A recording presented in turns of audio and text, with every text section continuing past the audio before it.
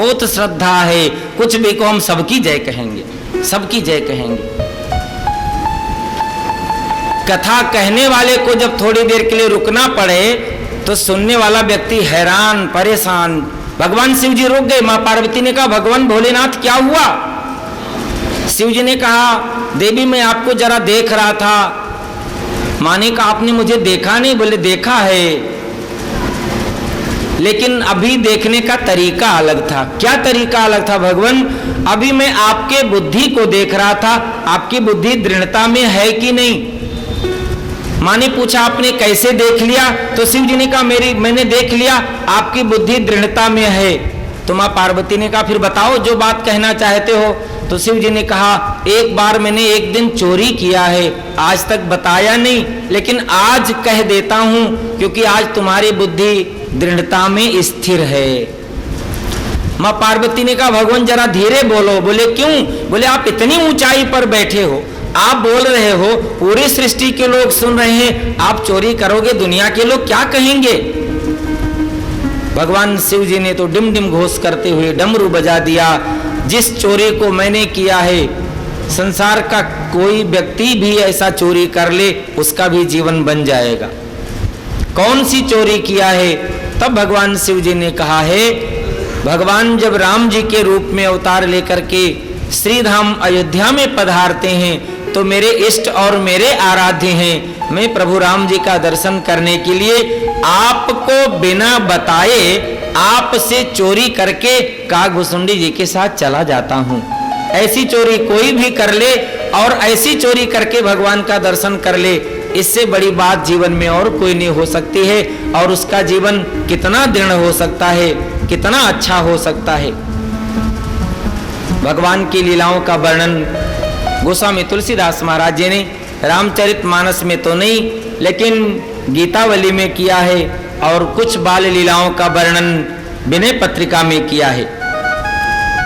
बाल लीलाओं का वर्णन कितना सुख देता है भगवान की बाल लीलाओं। भगवान शिव जी को भगवान राम जी की बाल अवस्था, बाल स्वरूप प्रिय है। हमेशा बाल स्वरूप की वंदना करते हैं, बाल स्वरूप का ध्यान करते हैं, बाल स्वरूप की पूजा करते हैं। ऐसे बाल स्वरूप का बंधन और पूजन भगवान शिव जी भला क्यों करते हैं? भगवान शिव जी ने देखा, श्रीधाम अयोध्या जी में आने के बाद में मां कौशल्या ने भगवान शिव जी से कहा था, मेरे घर में जब बालक का जन्म नहीं हुआ तो मेरे दरवाजे पर कोई बाबा आता नहीं था, लेकिन जिस दिन से मेरे घर में 4 बालकों का जन्म हुआ है, उसी दिन से मेरे दरवाजे पर ये बड़े बड़े लंबे लंबे दाढ़ी वाले, बड़ी बड़ी जटाओं वाले, बड़े बड़े सुंदर स्वरूप वाले और सुंदर तिलक लगाए हुए, हाथों में माला लिए हुए, अरे ये तो मेरे दरवाजे से जाना भी नहीं चाहते।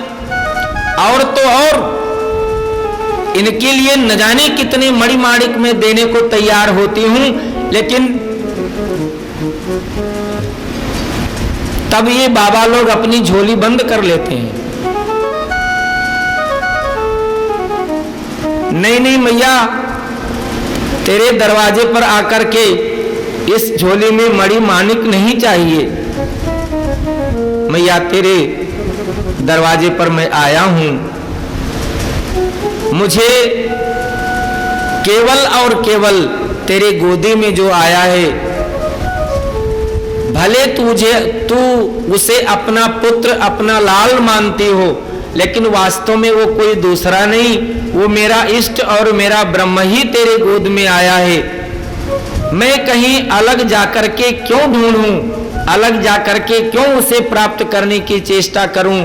क्यों ना तू भक्ति महारानी के रूप में है और तेरे सामने झोली फैला दूं और मुझे मेरा इष्ट, मुझे मेरा ब्रह्म मिल जाए और उसे ही लेकर के तब मैं यहां से जाऊं। भगवान शिव जी कहते हैं, जब मैया को बाबा जी के द्वारा ये सुनने को मिलता है, बहुत प्रसन्नता होती है।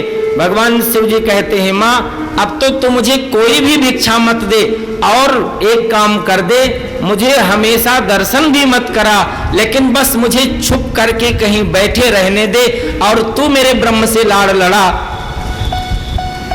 और जितना तू मेरे ब्रह्म से प्यार करे, लाड़ लड़ाए, उतना ही मैं उस दृश्य का, उस समस्त लीलाओं का दर्शन करूं और दर्शन करते हुए अपने जीवन में आनंद को प्राप्त कर लूं और समस्त आनंद को हृदय में भर लूं।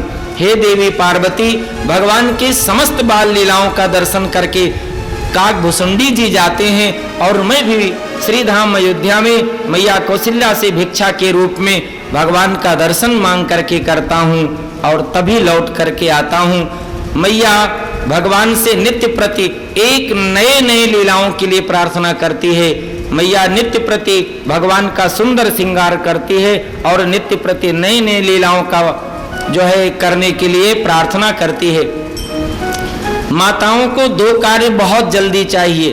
पहला कार्य, मेरा बालक कब चलने लगेगा और मेरे बालक का विवाह कब होगा। भगवान शिव जी ने कहा, माँ कौशल्या ने भी मुझसे दो ही प्रश्न किया है, मेरा बालक कब चलने लगेगा, मेरे बालक का विवाह कब और कहाँ होगा।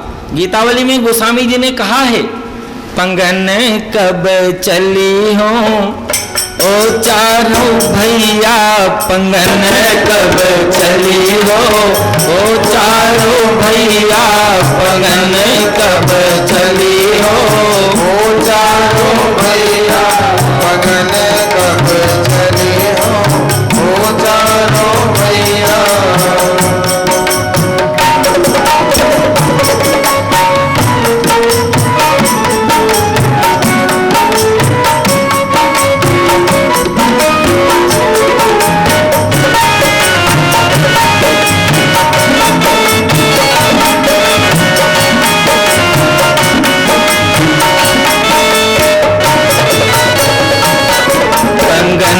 कब चली हो ओ चारों भैया, पंगन कब चली हो ओ चारों भैया, पंगन कब चली हो ओ चारों भैया, पंगन कब चली हो ओ चारों भैया। प्रेम पुलकी उरलाई सुवन सब, प्रेम पुलकी उरलाई सुवन सब, प्रेम पुलकी उरलाई सुवन सब, प्रेम पुलकी उरलाई सुवन सब।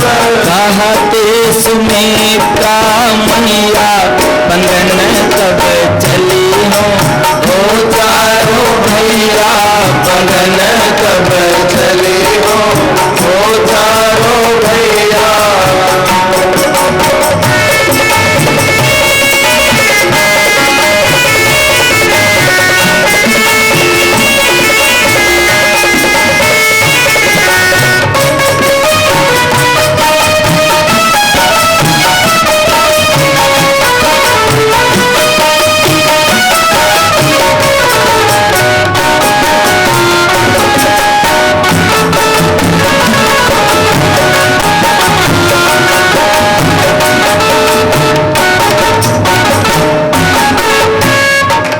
सुंदर तन शिशु बसन विभूषण, सुंदर तन शिशु बसन विभूषण, सुंदर तन शिशु बसन विभूषण, सुंदर तन शिशु बसन विभूषण। नख शिख निरखती मैया, पंगन कब चली हो ओ चारों भैया, पंगन कब चली हो ओ चारों भैया, पंगन कब चली हो ओ चारों भैया।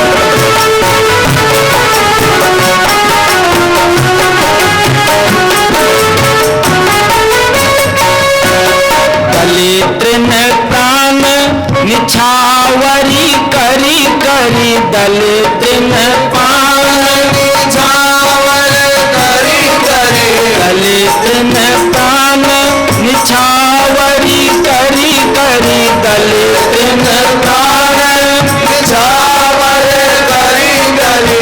ये हम मातू बलिया बंधन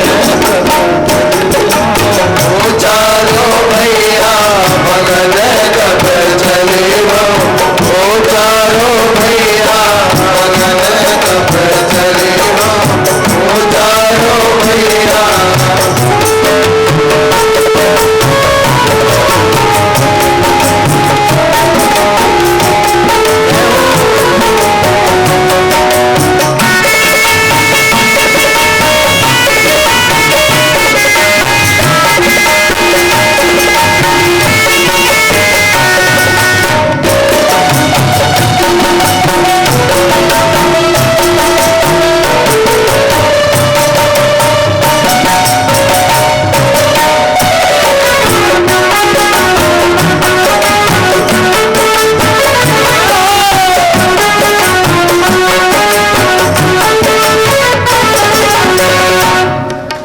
बाल विनोद मोद मंजुल विधु, बाल विनोद मोद मंजुल विधु, बाल विनोद मोद मंजुल विधु, बाल विनोद मोद मंजुल विधु। लीला ललित किनिया बंधन कब चलो हो चारो भैया बंधन कब चले हो चारो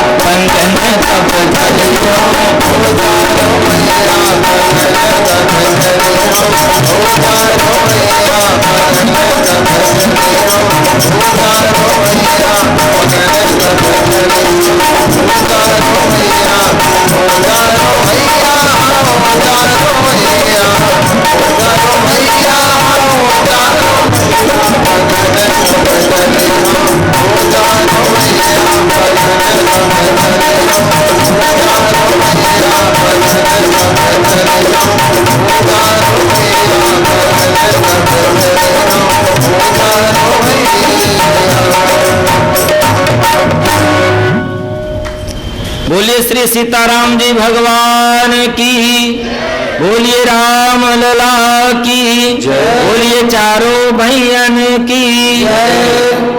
भगवान शिव जी मां पार्वती को कथा सुनाते हुए अपने द्वारा छुप करके भगवान जी का जो दर्शन किया है उसकी भी चर्चा बता दी है, और जो मैया कौशल्या भगवान के साथ लाल लड़ाती हैं उसकी भी चर्चा बता दी है।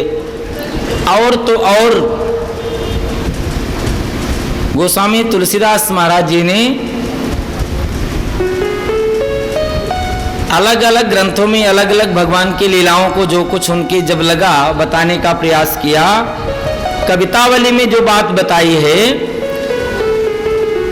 सखियां बाल स्वरूप भगवान जी का दर्शन करने के लिए प्रातः काल नित्य प्रति मैया के पास पहुंच जाती हैं।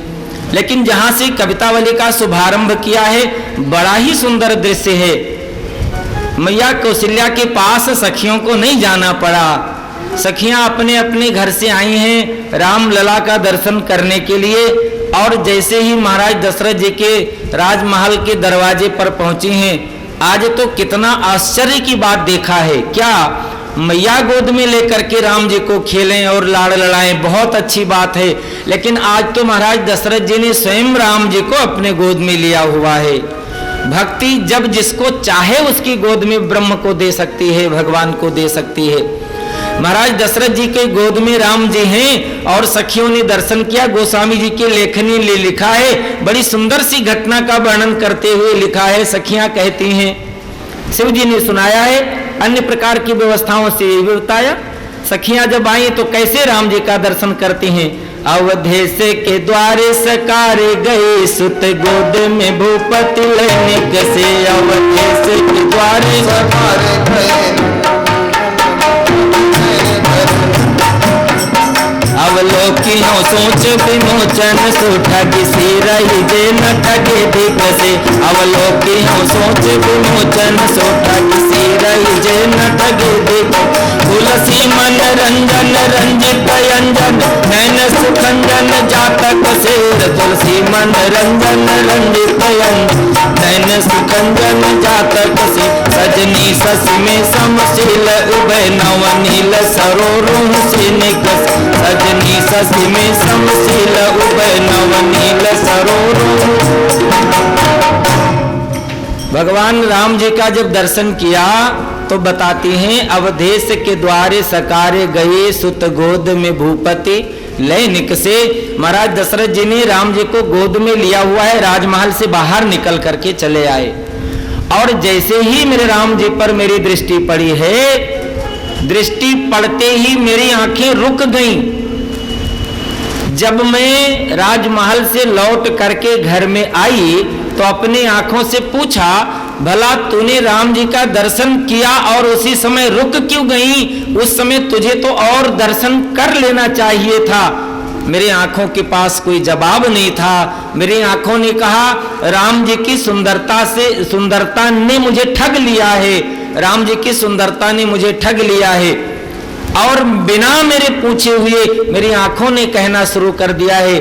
बाबा गोस्वामी तुलसीदास जी महाराज कहते हैं कि जिन आंखों ने राम जी का दर्शन किया हो और दर्शन करने के बाद न ठगी गई हूं, मानो उन आंखों ने दर्शन किया ही नहीं है। एक बार जो राम जी का दर्शन कर ले, वो राम जी का दर्शन करने के बाद फिर और किसी का क्यों दर्शन करना चाहेगा और किसी को क्यों आंखों में बसाना चाहेगा? नहीं बसाना चाहेगा, नहीं बसाना चाहेगा। चाहे भगवान राम जी के रूप में पधारते हूँ, चाहे भगवान कृष्ण के रूप में पधारते हूँ, जिन संत महापुरुषों ने अपना आराध्य इष्ट प्रभु राम जी को बनाया है, या जिन महापुरुषों ने अपना आराध्य इष्ट लीला पुरुषोत्तम भगवान श्री कृष्ण को बनाया है, दोनों एक से बढ़कर के एक सुंदर हैं। संपूर्ण संसार की सुंदरता न्योछावर कर दी जाए तो भी वहां कम पड़ती है। राम जी की सुंदरता पर आंखें गईं और फिर आंखों में इतनी शक्ति नहीं कि संसार को और फिर देख सकें। और संसार को देख करके करेंगी क्या? संसार को देख करके कुछ मिलने वाला नहीं, अब तो ठग जाने में ही भलाई है, इससे और बड़ी बात क्या कुछ हो सकता है। गोस्वामी तुलसीदास महाराज जी ने कहा है। ऐसे ही भगवान लीला पुरुषोत्तम श्री कृष्ण जी का दर्शन करके महाराज रसखान जी ने कहा है, रसखान जी ने भगवान श्री कृष्ण का दर्शन किया और दर्शन करते करते बोल पड़े, भगवान इस बार तो दर्शन कर लिया, फिर से एक ही प्रार्थना करके जाता हूँ, यदि मैं मनुष्य बनूं तो मुझे दर्शन करने ना आना पड़े, इतनी नजदीक का मुझे मानव बना देना। और यदि मैं दर्शन करने लायक नहीं रहता हूँ, इतने मेरे जीवन के कर्म नहीं कि मैं मनुष्य बन पाऊं और आपका दर्शन कर पाऊं, तो जिस शरीर में, जिस योनि में, जिस स्थान में, जिस स्थिति में जाऊं, मुझे रोकना नहीं, लेकिन इतनी कृपा कर देना कि वो स्थिति आपके सानिध्य में हो, वो स्थिति आपके सामीप्य में हो। मानुष हो तो वही रस खान, बसों ब्रज गोकुल गाँव के ग्वारन। जो पशु हो तो बसेरों कहाँ, मैं चरूं नित नंद के धेनु मझारन। जो खग हो तो बसेरों कहाँ, मिल कालिंदी कूल कदम्ब की डारन। जो पाहन हो तो वही गिरि को, जो धर्यो कर छात्र पुरंदर धारन। भगवान यदि मैं मनुष्य बन सकता हूँ तो जहाँ आप अवतार लेकर आते हैं मुझे उसी नंदगांव के आसपास का बना देना। राम जी को अपना इष्ट आराध्य बनाकर जीवन व्यतीत करने वाले संत महापुरुष कहते हैं, भगवान मुझे यदि मानव का जन्म देना तो मुझे श्री धाम अयोध्या से कहीं अन्यत्र। यह वो पावन श्री धाम अयोध्या है जिस अयोध्या की प्रशंसा और जिस अयोध्या की बड़ाई जब 14 वर्षों की बाद लौटकर मेरे राम आते हैं, ना चाहते हुए भी समस्त वानर सेनाओं के बीच में, समस्त विमान में बैठे हुए लोगों के बीच में और समस्त लोगों के सामने इस अयोध्या की प्रशंसा और इस अयोध्या की बड़ाई करनी पड़ती है। परमात्मन इतनी कृपा कर देना, यदि मनुष्य बन सकता हूं, अगला जीवन भी फिर कहीं इसी पास में देना। यदि इतने अच्छे कोई कर्म नहीं, जिस किसी योनि में, शरीर में, जड़ चेतन में कहीं भी भेज देना, लेकिन बस इतनी कृपा बनी रहे, मैं आपके पास ना आ पाऊं चलेगा। मैं कर्म के बंधन में हूं, लेकिन हे मेरे राम, आप तो अनेकों जीवों के कर्म के बंधनों को काटने वाले हैं। केवल और केवल अपनी कृपा दृष्टि से न जाने कितने जीवों के कर्म बंधन समाप्त करते हैं। आप मुझ पर भी कृपा करके और मेरे भी समस्त कर्म बंधनों को समाप्त करें। अनेक प्रकार के जब भगवान के लीलाओं का दर्शन यह जीव करता है। और भी एक बात निवेदन कर दूं, आप यह अपने जीवन से भूल जाएं कि त्रेता में भगवान ने अवतार लिया था। आप यह बिल्कुल स्मरण कर लें। इन कथाओं के माध्यम से, इस कथा के माध्यम से, इस श्री धाम अयोध्या जी में पावन श्री बाबा मणिराम दास छावनी के इस अंतर्गत कथा प्रसंग के माध्यम से निश्चित रूप से भगवान ने अवतार लिया है। और हम आप उसी कथा के माध्यम से भगवान के अवतार की लीलाओं को श्रवण करें, लेकिन नहीं, श्रवण शक्ति अपने हृदय से इतनी तल्लीनता से जोड़ दे कि वो श्रवण करते करते और हमें दर्शन भी होने लग जाए। जितना दर्शन सखियों ने महाराज दशरथ जी के प्रांगण में जाकर के किया है, भगवान शिव जी ने किया है, काकभुसुंडी जी ने किया है, पूज्यपाद गोस्वामी तुलसीदास महाराज जी ने भी हनुमान जी की कृपा से किया है। और यदि वही सुंदरता हमें आपको दर्शन करने को मिल रहा है, उन्हीं बाबा जी की लेखनी से, उन्हीं भगवान की सुंदरता को बस करना इतना है, उन समस्त लीलाओं को सुनने के बजाय हम देखने लग जाएं। गोस्वामी जी ने जब भी लिखा है सुन के नहीं लिखा है, लिखते लिखते देखा है और देखते देखते लिखा है, उसमें कोई अंतर नहीं हुआ है। हम और आप भी जब इस प्रकार से भगवान की लीलाओं को सुने वही होना चाहिए, उसमें कहीं परिवर्तन नहीं होना चाहिए। भगवान का दर्शन किया और भगवान का दर्शन किस प्रकार से किया है, बहुत सुंदर सा वर्णन किया है। मैं निवेदन करूं हम आप सुने। सखियां कहती हैं महाराज दशरथ जी ने राम जी को गोद में लिया है, राम जी को गोद में लेकर के बाहर निकले हैं। जब बाहर निकले हैं तो राम जी का श्रृंगार कैसे है, पगनुपुर यो पहुंची कर कंजन मंजू बनी मणि माल, नवनील कलेवर पीत जगा झल कै पुल कै नृप गोद, कर बिंद सुआनन रूप मरंद आनंदित लोचन भृंग प्रिय मन मोन बसो यसी बालक जो तुलसी जग में बल कौन, मन में न बसो यसी बालक जो तुलसी जग में।